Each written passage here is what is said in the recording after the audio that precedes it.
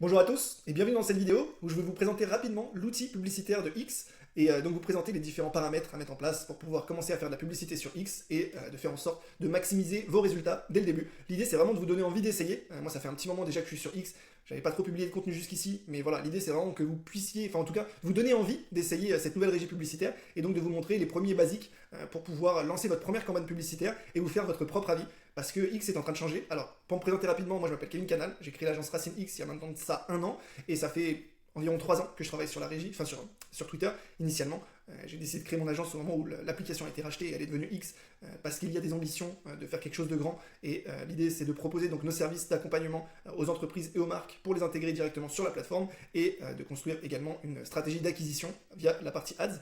Donc voilà, aujourd'hui je vais vous présenter rapidement l'outil publicitaire de X et vous permettre d'essayer donc la régie vous-même. Alors, pour commencer, on va prendre un compte sur lequel j'ai pas fait de publicité pour que vous puissiez voir, parce qu'il y a deux petites choses à savoir. Donc ça c'était mon compte crypto sur lequel j'ai jamais fait de pub en perso. Voilà, tac. Donc en fait quand vous allez arriver ici, comme vous n'avez jamais fait de publicité sur votre compte non plus normalement, vous allez arriver sur ça. Alors là vous dites, oh là, c'est quoi cette régie pourrie? On n'a que 4 possibilités. Et en fait c'est normal, c'est que pour pouvoir accéder au mode avancé, on va dire, il va falloir que vous renseigniez votre payment method, donc c'est-à-dire votre carte bleue, pour commencer. En fait, il y a plusieurs moyens de fonctionner. Si vous passez à travers nous, donc nous ce qu'on fait avec X, c'est qu'on a un accord en direct pour ouvrir des lignes de crédit. Donc voilà, on ouvre une ligne de crédit pour nos clients, ils payent à la fin quand ils ont dépensé leur argent, via une facture, via un RIB, enfin voilà, c'est d'entreprise à entreprise. C'est vraiment quand on est sur une étape avancée, mais au tout début, quand vous allez vouloir essayer, vous allez payer tout simplement avec votre carte bleue, comme tout le monde. Et donc l'idée là vraiment, c'est de renseigner la carte bleue pour pouvoir accéder donc à la régie publicitaire et donc l'ensemble des outils et des fonctionnalités qu'elle propose. Autre point important à savoir, il faut également que vous soyez certifié et que vous ayez un compte. C'est vrai que depuis tout à l'heure je parle de tout ça, mais premier élément, il faut avoir un compte. Comme sur certaines autres régies, on ne peut pas créer de publicité sans avoir de compte, donc ça veut dire qu'il faudra quand même un petit peu créer du contenu. Moi ce que je vous invite à faire, si vous n'avez pas envie de creuser énormément, c'est au moins de faire l'effort de faire du repurpose, enfin de reprendre un petit peu ce que vous avez sur Insta ou sur les autres réseaux et de le mettre sur votre profil pour que les personnes arrivent. En fait, elles vont se servir de votre profil, votre page marque, comme une landing page, donc veillez à quand même qu'il y ait du contenu, que ça soit pas bizarre non plus quand les gens cliquent sur le profil et voient pas grand chose, ça fait pas sérieux et ça convertit beaucoup moins bien. Donc vraiment, voilà, publiez du contenu, soyez premium, ayez un compte qui soit respectable. J'avais fait aussi d'ailleurs un article qui reprenait tout l'algorithme de 2024 qui est disponible sur mon profil. Je vous invite à le parcourir pour pouvoir au moins avoir les basiques, des choses qui sont importantes. Ça peut être, voilà, je sais pas, sur comment présenter votre profil, comment faire en sorte que vous ayez de l'attraction. Voilà, il y a pas mal de choses à regarder. Pareil, je vous invite à aller parcourir ces éléments. Et donc voilà, donc déjà, ça, c'est les basiques. Ensuite, quand on arrive ici, deuxième étape, donc là je suis allé sur le compte d'un client, je vais flouter ici pour pas que vous voyez, puisqu'il n'a pas forcément envie que je communique ses datas, mais ça va être assez intéressant parce que là-dessus, en fait, ce que j'avais fait au tout début, c'est quelqu'un qui m'a transmis donc, des listes de clients, donc je les ai directement mis ici. Alors ça c'est important, donc avant de commencer à configurer vos campagnes, vous allez configurer vos audiences et vos event managers. Important, parce que les audiences, déjà, ça va permettre de donner de la data à l'algorithme. Donc ça peut être une liste client. Enfin, le mieux, c'est les listes clients. Comme ça, il va avoir besoin de l'adresse mail, du numéro de téléphone, et il va aller récupérer la data. Et voilà, ça lui fait lui déjà un premier indice de qui sont vos clients. Important. Et ensuite, donc d'aller configurer chaque event. Donc là, pareil, ce que je vous invite à faire, moi, c'est de nous contacter, si déjà vous ne voulez pas vous embêter avec ça, premièrement, parce que la meilleure chose à faire, c'est d'utiliser l'API de conversion que X propose depuis quelques semaines, donc quelques mois maintenant, c'est assez récent quand même, mais ça va vous permettre vraiment d'améliorer de plus de 30% la qualité de vos données, et encore, je crois que c'est même plus que 30%, mais le chiffre que j'ai en tête c'est ça. Mais en gros, l'idée c'est d'utiliser la technologie server-side et avec Google Tag Manager et de la renvoyer sur une plateforme qui donc va permettre voilà, de contourner un petit peu les règlements qui nous empêchent aujourd'hui de bien traquer les données et surtout d'améliorer au maximum la qualité de la donnée qu'on va recevoir. Voilà, important, l'idée c'est vraiment de mettre tout en place. Ça, ce que je viens de vous dire, c'est pas obligatoire que ce soit créer les events, créer ces choses-là, mais l'idée c'est que si vous dépensez de l'argent, c'est de faire en sorte que bah voilà, l'investissement soit le plus intelligent possible et donc de mettre toutes les chances de nos côtés. Et c'est dommage de se priver de ça. C'est quelque chose qui coûte pas grand-chose et en tout cas qui peut vraiment changer du tout au tout les résultats de vos campagnes. Donc voilà. Donc première chose, rajouter des listes. Deuxième chose, créer les events. Donc les events de conversion. Là c'est une boutique e-commerce. Donc elle a des events de conversion qui sont des purchases, add to cart, checkout, le classique. Voilà, donc ça c'est vraiment de configurer ces basiques. Vous pouvez aller plus loin derrière, que ce soit les scrolls, des choses, voilà, il y a plein d'événements possibles et imaginables, paramétrables. Donc voilà, c'est même personnalisable. L'idée c'est d'utiliser Google Tag Manager et de configurer à la main chaque event que vous voulez, que vous désirez rajouter directement sur vos campagnes, enfin, vous souhaitez traquer sur vos campagnes. Donc je me reviens. Donc du coup, alors vous, quand vous allez arriver ici, il n'y aura rien, rien du tout, normal. Vous allez créer votre première campagne, donc ici. Et là, il existe plusieurs types de campagnes.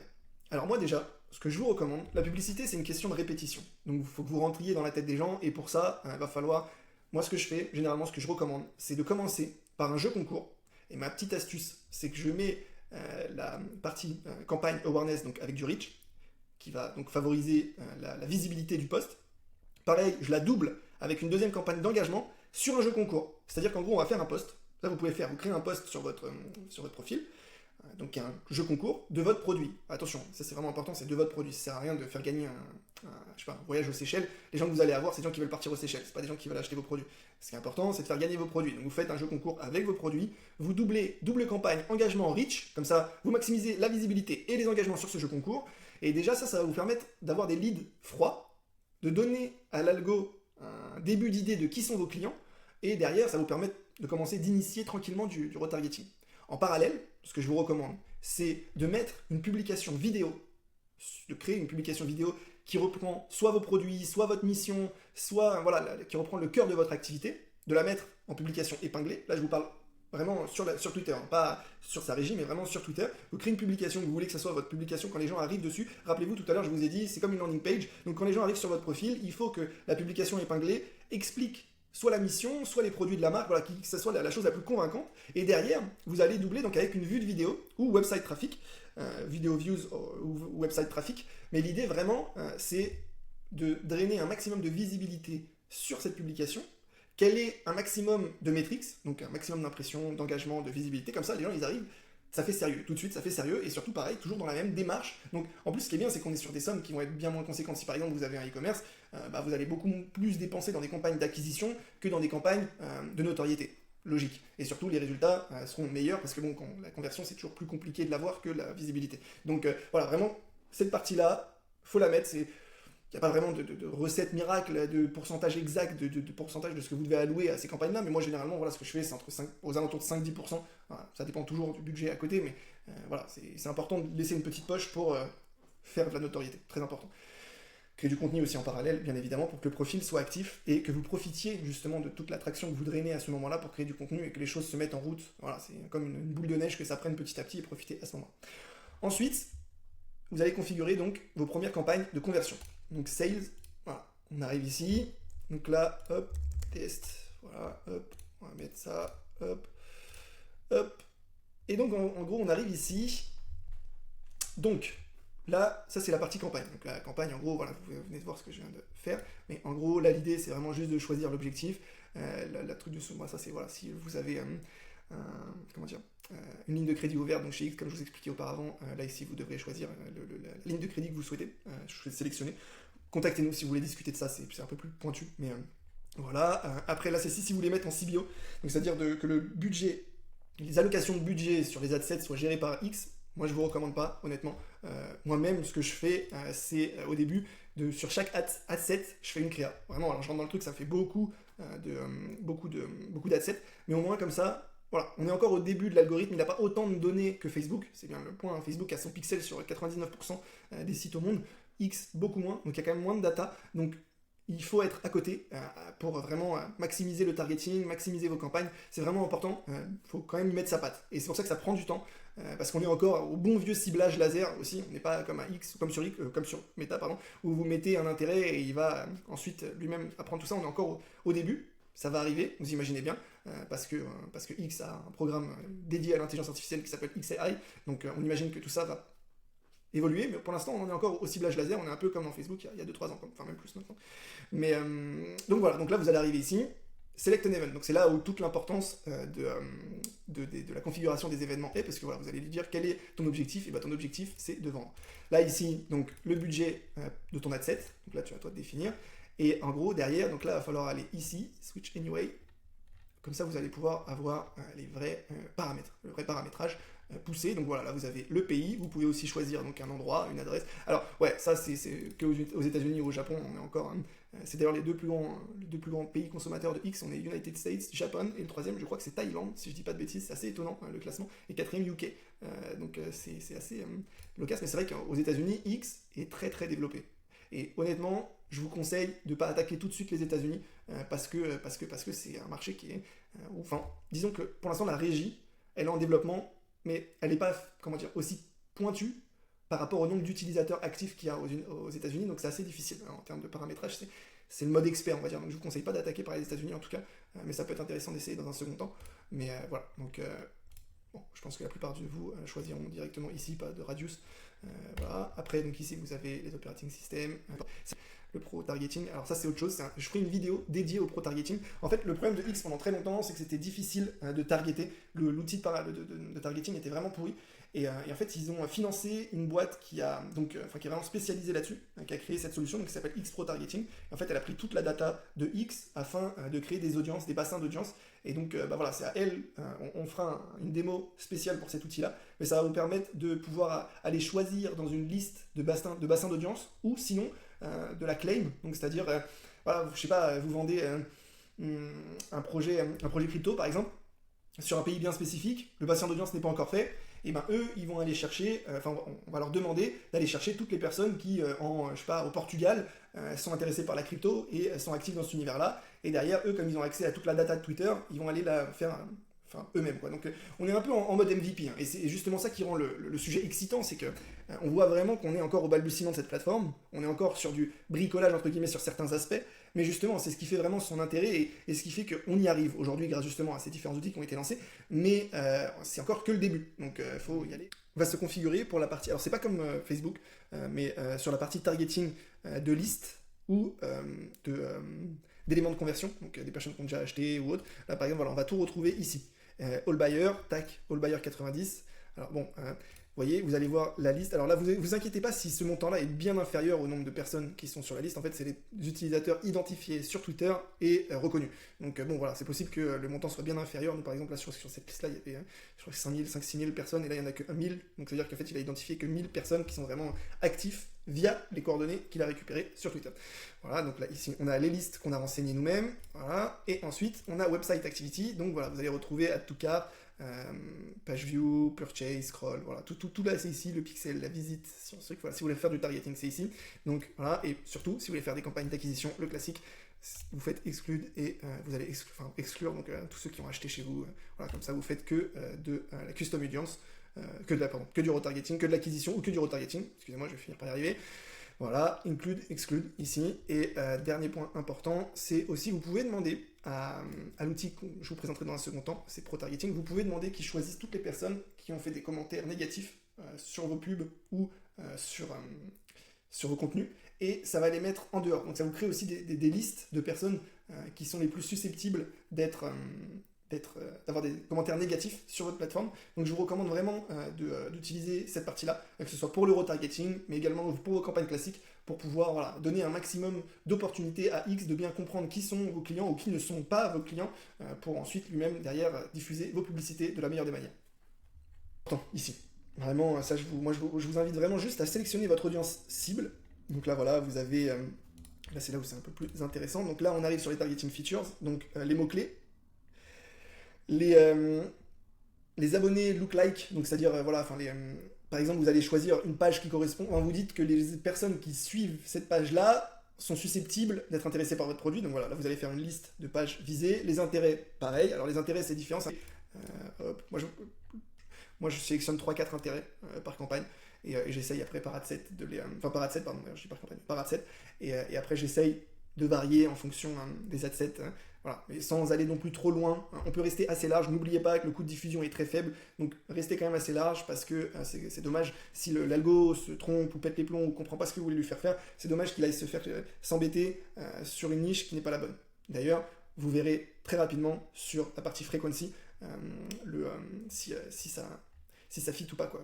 En gros, si vous avez trop de fréquences, ça veut dire que votre publicité elle est vue par un trop bon nombre de fois, et ça veut dire que du coup l'audience vous l'avez saturée. Donc voilà, hop, Movies, TV Show, pareil, toujours pareil. Donc là, vous allez choisir les sujets qui sont les plus à même à être intéressants pour votre cible, pour l'obtenir. Et donc là, vous arrivez ici, du coup, sur la création de votre ad. Donc là, très simplement, vous allez renseigner le texte ici, le visuel un peu plus bas, vous avez un bouton pour l'enregistrer, et voilà, la catégorie du produit. Donc, alors, ce qui est important, les choses à savoir quand même sur la partie créative, il y a les statiques fonctionnent un peu moins bien que les vidéos. Maintenant, les vidéos fonctionnent plus sur comment dire, des personnes qui ne vous connaissent pas. Lorsque la statique fonctionne bien sur quelqu'un qui vous connaît, enfin en tout cas ça convertit plus sur des gens qui vous connaissent déjà préalablement. Donc ce que je vous invite à faire, c'est d'essayer à chaque fois statique, vidéo, carrousel. Donc je vous invite à essayer aussi, c'est la partie collection. Intéressant, en fait, ça va vous mettre donc, des visuels cliquables sur chaque visuel, et là 3-4 visuels. Et en fait, ça marche, ça convertit plutôt pas mal les collections, parce que déjà ça vous permet de montrer l'ensemble, enfin différents types de produits. Ça prend une place assez conséquente sur le feed, donc les gens ne peuvent pas vous rater. Et donc les CTR sont généralement un peu meilleurs sur les collections. Voilà, c'est encore autre chose que les carousels, mais c'est quelque chose qui marche très bien aussi. Et on voit par exemple la marque de chaussures Arigato qui en fait énormément. Donc on peut penser que pour eux, ça fonctionne très bien.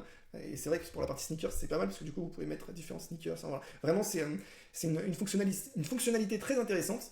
Alors ouais, juste je suis revenu un petit peu en arrière aussi sur la partie Adset, parce que tout à l'heure je vous parlais de la collection. Ce qui peut être intéressant, c'est aussi la fonctionnalité Dynamic Product Ads, et en gros, qui va reprendre le catalogue que vous aurez renseigné dans la partie Tools, et qui va donc suggérer en publicité des produits qu'elle juge les plus intéressants pour la personne qu'elle va viser. Ça pareil, ça fonctionne assez bien. C'est pas encore la chose la plus intéressante, mais c'est vrai que ça peut être intéressant pour refaire du targeting par exemple.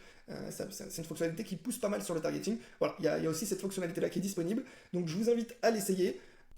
Et donc ensuite, une fois que vous aurez fait ça, eh bien vous pourrez essayer, vous pourrez le lancer. Donc voilà, donc là, en gros, on est revenu comme si vous étiez en train de créer votre ads, enfin votre créa et votre ads, ouais, c'est ça. Donc vous avez intégré votre créa ici, fait un petit texte. Moi, ce que je vous conseille sur les textes, c'est surtout pas de hashtag, surtout pas de lien, parce qu'en fait, vous allez payer pour que les gens cliquent sur un truc qui n'est pas le vôtre. Donc ça, vraiment, un texte court, impactant, avec toujours bon, bah, voilà, un travail de copywriting pour vraiment capter l'intention. Le modèle AIDA, hein, toujours, on va pas le représenter, mais vraiment de capter l'attention, l'intérêt, et voilà, de pousser à l'action. Donc voilà, et pareil sur la créa, d'essayer différents types de créa. Et ce que je vous invite à faire, comme je vous l'ai dit tout à l'heure, c'est vraiment de créer des adsets différents en fonction de vos créas. Il n'y a pas, comme sur Facebook d'ailleurs, un truc qui fait que le copyright. Enfin, on ne peut pas mettre plusieurs copywriting par créa, mais voilà, moi je vous invite vraiment à, en tout cas, faire vos propres adsets, comme ça vous allez pouvoir faire vos propres tests et vous ne faites pas complètement confiance à Twitter, parce que pour l'instant c'est pas encore méta. Ça vraiment c'est la chose à bien garder en tête de cette visio. Donc voilà, une fois que vous avez fait tout ça, vous faites next, hop. Et là, c'est parti. Alors là, moi, j'ai un message d'erreur, mais vous avez juste à faire launch campagne, et après, c'est parti.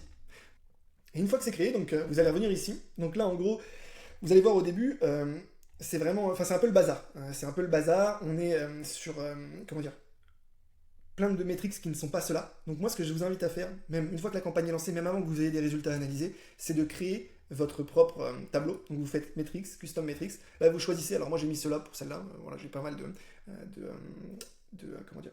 configurations qui sont dans mes favoris, on va dire. Et en fait, ce qui est important, c'est que vous sauvegardez le lien qui est là. Moi, en fait, je sauvegarde avec la petite étoile, donc je les mets en favoris, je les mets dans mon dossier, et en gros, comme ça, j'ai juste à cliquer sur le lien et ça me ressort la configuration. Parce que Twitter n'enregistre pas enfin, ça bug la fonctionnalité. En tout cas, chez moi, ça bug la fonctionnalité preset. Peut-être chez vous, ça marchera, mais en tout cas, chez moi, j'ai des petits bugs. Donc, je préfère assurer, mettre le lien, comme ça, on est sûr. J'ai juste à cliquer dessus. En plus, c'est bien plus rapide. Je clique dessus, ça m'ouvre direct. Donc, voilà. Et on est bon, et après vous allez pouvoir donc, suivre vos datas.